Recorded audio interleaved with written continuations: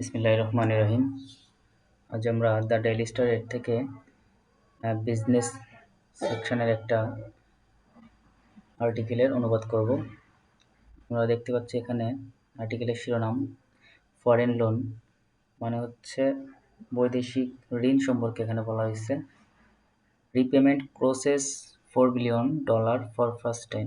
Repayment means হচ্ছে পরিশোধ করা, প্রসেস $4 billion মানে $4 billion অতিক্রম করছে ফর ফার্স্ট টাইম, প্রথমবারের মতো।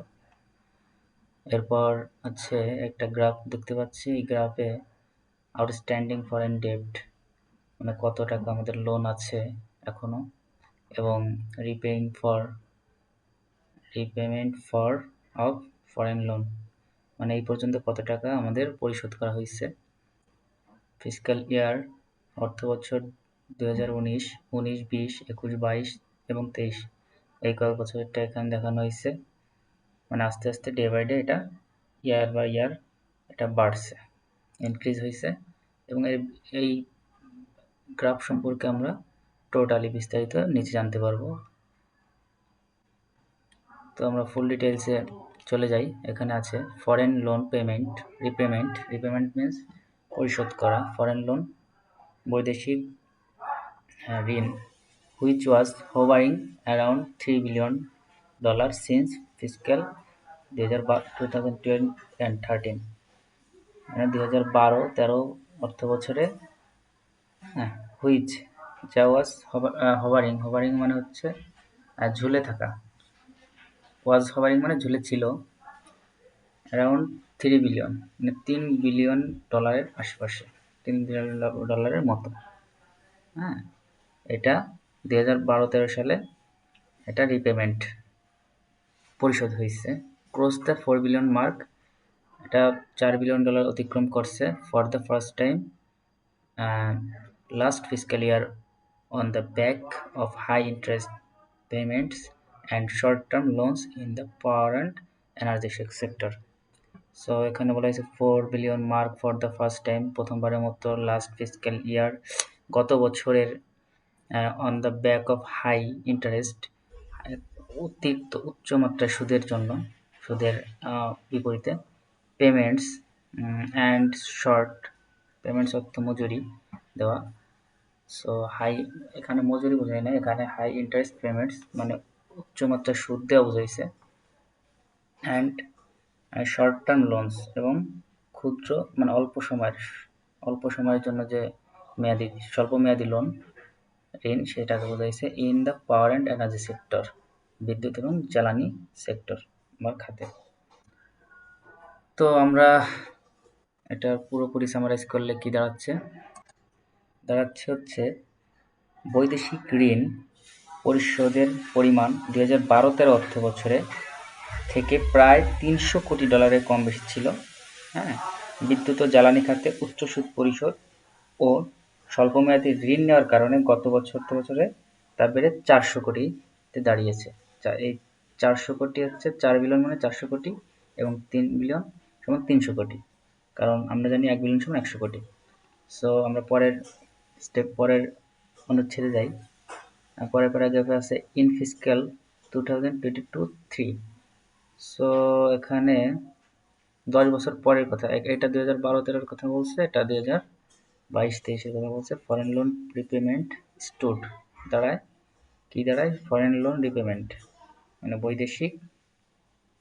বৈদেশিক ঋণ পরিশোধের মাত্রা দাঁড়ায় কত, at 4.78 বিলিয়ন মানে $478 কোটি। সো $478 কোটি যে আমরা দেখতে পাচ্ছি এখানে $4.78 বিলিয়ন এটা। তাহলে এখান থেকে এখানে এটা 2019, 20, 21, 22 এবং 23-এরটা আমরা এখানে ডিসক্রাইব করছেন।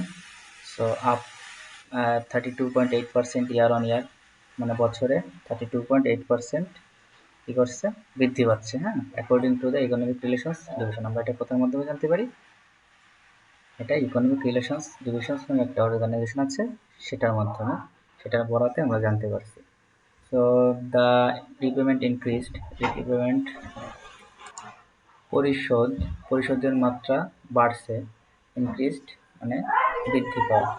হ্যাঁ, বৃদ্ধি পেয়েছে 1.18 বিলিয়ন বা 118 কোটি ডলার ফ্রম ফিসক্যাল 2021-22 2021-22 থেকে, হ্যাঁ, 22-23 বা 23-এ 1.8 বিলিয়ন ডলার বাড়ছে।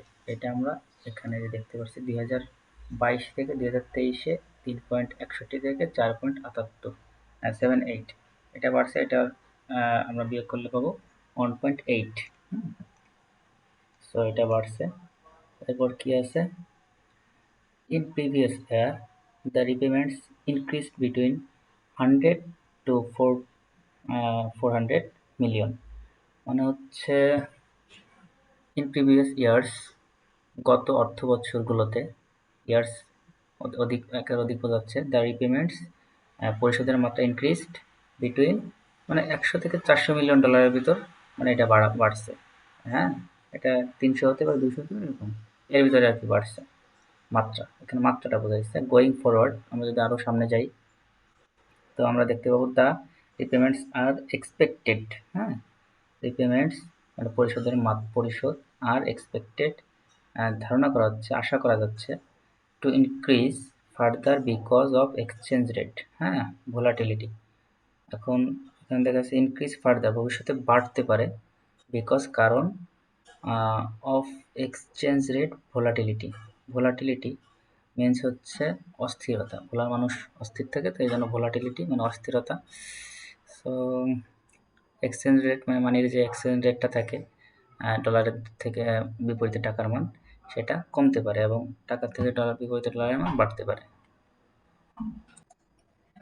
তো এই ডলারের মান বাড়ার কারণে, অস্থিরতার কারণে এটা বাড়তে পারে। আর একটা কারণ দেখা যাচ্ছে অ্যান্ড এবং দ্য পসিবিলিটি অফ, সম্ভাবনা আছে যে লিবর, সফার অ্যান্ড ইউরিবর রেটস থিকিং আপ। এখানে এই তিনটা ক্রাইটেরিয়ার কথা বলছে। এগুলোর রেট যদি বাড়ে, এগুলো হচ্ছে, লিবর হচ্ছে লন্ডন ভিত্তিক, London internal banking organisation rate, অথবা অফার রেট, হ্যাঁ অফার রেট হবে।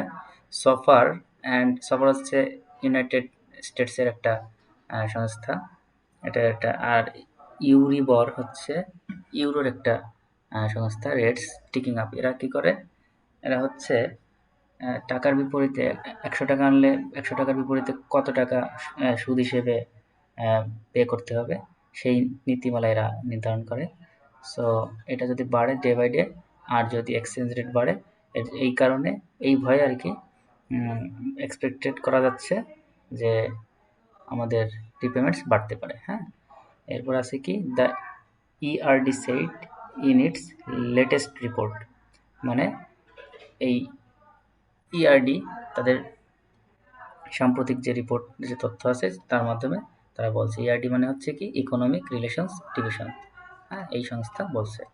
সো এর পরের প্যারাগ্রাফে আছে, of the repayment amount last fiscal year, গত বছরে পরিশোধের মাত্রা, পরিমাণ 2.67 billion was thanks to the government loans. হ্যাঁ, 2.67 এটা প্রশংসনীয়, গভর্নমেন্ট এটা পে করছে। And 2.11 billion was for the state owned enterprises বোরোইং।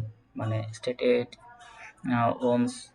Owned enterprises যারা আছে, যেমন আদমজি জুট মিল বা বিদ্যুৎ যত রাষ্ট্রায়ত্ত প্রতিষ্ঠান আছে, এরা এরা ধার করছিল, বড় মানে ধার করছিল, যা সেখান থেকে এরা 2.11 বিলিয়ন হচ্ছে পে করছে, হ্যাঁ, পরিশোধ করছে। তো বোথ দ্য সেগমেন্টস হচ্ছে অংশ বা ভাগ বা কোনো, বোথ মানে উভয়, both the segments loan increased by 32%। মানে উভয়ের লোন ইনক্রিজড, হ্যাঁ, বাড়ছে 32%, 32% করে। But the state owned enterprise increase is substantial as its total outstanding debt is only 8 billion. ঠিক আছে, এখানে বোঝাইছে যে স্টেটস ওন্ড যে এন্টারপ্রাইজগুলো আছে, এটার যে সাবস্ট্যান্সিয়াল, এটা এনাফ, হ্যাঁ, এনাফের একটা সিনোনিম হচ্ছে সাবস্ট্যান্সিয়াল, যে সো এখানে সাবস্টেন্সিয়াল বলতে এই ওয়ার্ডটা দ্বারা বোঝাইছে মোর দেন অ্যানাফ, মানে অ্যানাফের থেকে বেশি কিছু। Both the segments loan increased by 32%, but the state-owned enterprise increase is substantial as its total outstanding debt is only 8 billion, মাত্র $8 billion ক্ষেত্রে এই যে 2.67 বিলিয়ন, এটা না 2.11 বিলিয়ন এটা ওরা পরিশোধ করছে। এটা বেশি রিস্কি না বা হাই না, এটা ওদের জন্য প্রশংসাযোগ্য এনাফ। এরপর কি বলছে, the government total outstanding foreign loan is 62.4 billion, মানে 62.4 বিলিয়ন ডলারের থেকে এই যে 2.67 বিলিয়ন, এটা আর কি কম বোঝাচ্ছে এরা। Government total outstanding foreign loan is 62.4 billion, মানে 62.4 বিলিয়ন ডলার রয়েছে। As of June last year, গত বছরের জুন পর্যন্ত, the total public sector outstanding debt is $70.8 billion,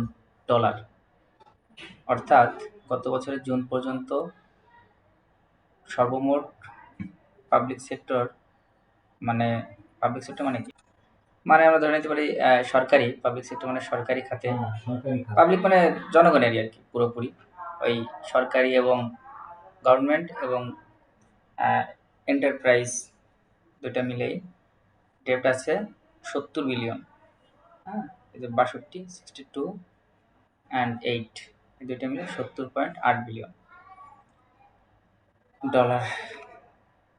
এরপরে আছে the state owned enterprise took short term loan in this fiscal year, মানে the state owned enterprise রাষ্ট্রায়ত্ত প্রতিষ্ঠানগুলো নিয়েছিল বা নিয়েছে শর্ট টার্ম লোন, স্বল্পমেয়াদী ঋণ ইন দিস ফিসক্যাল ইয়ার, এই অর্থ বছরে, হুজ ইন্টারেস্ট, যেটির বা যার ইন্টারেস্ট মানে হচ্ছে সুদ, লাভ, যেটার সুদ হয়েছে rate is more than long term loan, মানে লং টার্ম দীর্ঘমেয়াদী ঋণ নিলে যে সুদ পাওয়া ইন্টারেস্ট আসে তার থেকে বেশি, বেশি ছিল, সেইট ফাইন্যান্স মিনিস্ট্রি অফিসিয়ালস, অর্থ মন্ত্রণালয়ের অফিস থেকে বলা হয়েছে। অ্যাজ এ রিজাল্ট, এর ফলে তার রিপেমেন্ট অ্যামাউন্ট ওয়েন্ট আপ,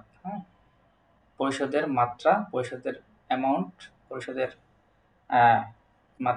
মাত্রা বেড়েছে, ওয়েন্ট আপ, বেড়ে গিয়েছে। ইভেন 2 years ago, এমনকি 2 বছর আগে, the interest rate was below 1% on such loans, মানে এই ধরনের ঋণের ক্ষেত্রে, এমনকি 2 বছর আগে এই ধরনের ঋণের ক্ষেত্রে ইন্টারেস্ট রেট কি ছিল, 1%-এরও কম ছিল। নাও ইট ইজ মোর দেন 8%। আল্লাহ, নাও বর্তমানে ইট ইজ মোর দেন 8%, মানে 8%-এরও বেশি হয়ে গেছে, দেশে তারা বলছে। কারা বলছে? Finance ministry officials. সো এরপরের এরা আছে, of the repayment amount, the interest payment was $1.3 billion, মানে হচ্ছে রিপেমেন্ট অ্যামাউন্ট, ঋণ পরিশোধের অ্যামাউন্ট, দ্য ইন্টারেস্ট পেমেন্ট ওয়াজ, সুদই ছিল $1.3 billion, up 99.23% year on year. The ERD report showed, ERD report দেখাচ্ছে 1.3 বিলিয়ন ডলার প্রতি বছর, ইয়ার অন ইয়ার, প্রতি বছরে প্রায় 99.23%, মানে 100%-এর মতো সুদ পরিশোধ করা হচ্ছে, শুধু সুদই। তারপর বলছে, the highest loan was rapid against short term loans taken in import crude oil, 1.12 billion. এখানে বলা হচ্ছে যে সর্বোচ্চ ঋণ ওয়াজ র্যাপিড এগেনস্ট, মানে যেটা দ্রুত বাড়ছে, শর্ট টার্ম লোনস, মানে স্বল্প মেয়াদের বিপরীতে, স্বল্পমেয়াদী ঋণের বিপরীতে টেকেন টু ইম্পোর্ট, যেটা নেওয়া হয়েছিল টু ইম্পোর্ট ক্রুড অয়েল, হ্যাঁ, যেটা অপরিশোধিত তেল আমদানির ক্ষেত্রে 1.12 বিলিয়ন ডলারের এই ক্রুড অয়েলের আমরা 1.12 বিলিয়ন ডলারের ক্রুড অয়েল আমদানি করা হয়েছে, যেটা বাড়তেছে ডে বাই ডে খুব র্যাপিডলি, খুব দ্রুত, which is an increase of 40% from the previous fiscal year. মানে গত বছর যেরকম হারে বাড়ছে তার থেকে 40% বেশি হারে বাড়তেছে। হ্যাঁ, the power sector loan repayment increase by 27% to 679 হ্যাঁ সরি 679 মিলিয়ন ডলার। তো সো এখানে পাওয়ার সেক্টরস মানে বিদ্যুৎ খাতে লোন রিপেমেন্টস, আমরা বিদ্যুৎ খাতে যে লোন খাত দেখায় যে লোন আনছি সেখান থেকে সেটা বাড়তেছে 27%, এটা 40%, এরপরেই এটা দ্বিতীয় অবস্থানে আছে 27% করে প্রতি বছর বাড়তেছে। এটা আমাদের নিয়ে আসে 689 বিলিয়ন, 79 মিলিয়ন, মানে 1 বিলিয়নের থেকে একটু কম, হাফ বিলিয়নের থেকে একটু বেশি। The government has paid 85 million for loans taken to purchase aircraft earlier, মানে আর্লিয়ার সাম্প্রতিক একটা এয়ারক্রাফট কেনার জন্য, একটা না সরি কিছু এয়ারক্রাফট কিনছে, এয়ারক্রাফটের জন্য কি করছে 85 মিলিয়ন ডলার লোন পরিশোধ করছে সম্প্রতি, up 49% year on year increase, যেটা 49% হারে মানে বছরে প্রতি বছরে বাড়ছে। হাউএভার, যাই হোক, the ratio of government external date stock in 15.59% of the GDP while the threshold is 40%। এখানে বলছে যে যাই হোক, দ্য রেশিও কি রেশিও দেখাচ্ছে, government external date stock is মানে সরকারের যে ঋণের যে একটা মাত্রা আছে পার্সেন্ট, সেটা জিডিপির সাথে কম্পেয়ার করে দেখানো হয়। জিডিপির মোট জিডিপির 15.59%, এটা আমাদের আছে, যেটা মোটামুটি রিলায়েবল, এটা কনসার্নের বিষয় না, এটা বোঝাচ্ছে এরা। তারপরে দেখছে GDP while the threshold is, threshold মানে একটা প্রান্তিক পর্যায়ে একটা বোঝাচ্ছে, যেটা 40%, 40%, ইন্ডিকেটিং, যেটা দেখাচ্ছে বোঝাচ্ছে the foreign loan position is in the safe territory, মানে হচ্ছে আমাদের এই ইন্ডিকেটিং এটা দেখাচ্ছে দ্য ফরেন লোন পজিশন, বৈদেশিক ঋণের অবস্থা বর্তমানে সেফ টেরিটরি, একটা সীমাবদ্ধতার ভিতরে আছে, একটা নিরাপদেই আছে। দ্য ইআরডি রিপোর্ট সেইট, মানে ইআরডি রিপোর্টে এটা বলছে। এর পরের প্যাসেজে আছে the ratio of debt service to revenue and grant will cross 100% this fiscal year, মানে হচ্ছে the ratio of debt service, হ্যাঁ, লোন, ডেট হচ্ছে ঋণ সার্ভিসের রেশিও বা রেট হচ্ছে to revenue and grant will cross 100%, 100%-এর থেকে অতিক্রম করে ফেলছে এই বছর। সেইড জাহিদ হোসাইন, এটা জাহিদ হোসাইন বলছেন। জাহিদ হোসাইনকে ফর্মার লিড ইকোনমিস্ট, সাবেক lead economist of the World bank Dhaka অফিসের ওয়ার্ল্ড ব্যাংকের ঢাকা অফিসের উনি লিড ইকোনমিস্ট ছিলেন। Citing recent report of the international monetary fund, IMF এর রিসেন্ট রিপোর্ট, সাম্প্রতিক যে রিপোর্ট, সেটা উনি এই বিবৃতিতে বলা হয়েছে। সাইটিং অর্থ বিবৃতি। সো এখানে আছে পরটায়, it does not mean that there is no concern, it does not mean, এটা দ্বারা এটা বোঝায় না, দ্যাট যে দেয়ার ইজ নো কনসার্ন, কোনো কনসার্ন অর্থ হচ্ছে উদ্বেগ বা চিন্তার কোনো কারণ নাই, এটা ধরা যাবে না। Because there are two main concerns, দুইটা প্রধান উদ্বেগের কারণ আছে। There are two main concern now, এখন বর্তমানে, in the current context of historically low revenue, বর্তমানের কারেন্ট কনটেক্সট হ্যাঁ, কারেন্ট যে চলতি কনটেক্সট বিষয়বস্তু, কনটেক্সট মানে বিষয়বস্তু অফ হিস্টোরিক্যালি লো রিভিনিউ, মানে আমাদের ঐতিহাসিকভাবেই আমাদের লো লো রিভিনিউ মানে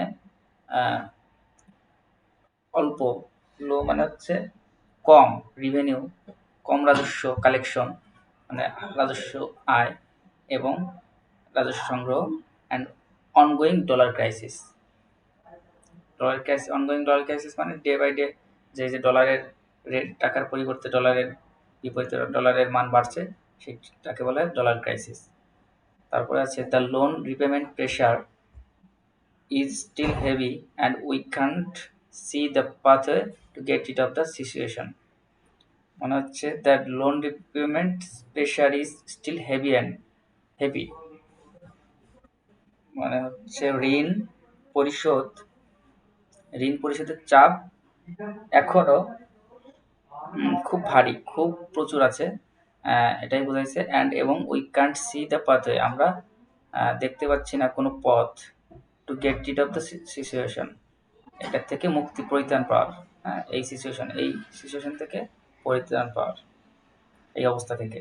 হি সেইড, তিনি আরও বলেন, while calling for increasing the revenue collection, যখনই রাজস্ব আদায়ের মাত্রা বাড়াতে বলা হয়, and the foreign currency reserves, the foreign currency রিজার্ভের কথা বাড়ান অলসো বাড়াতে বলা হয়।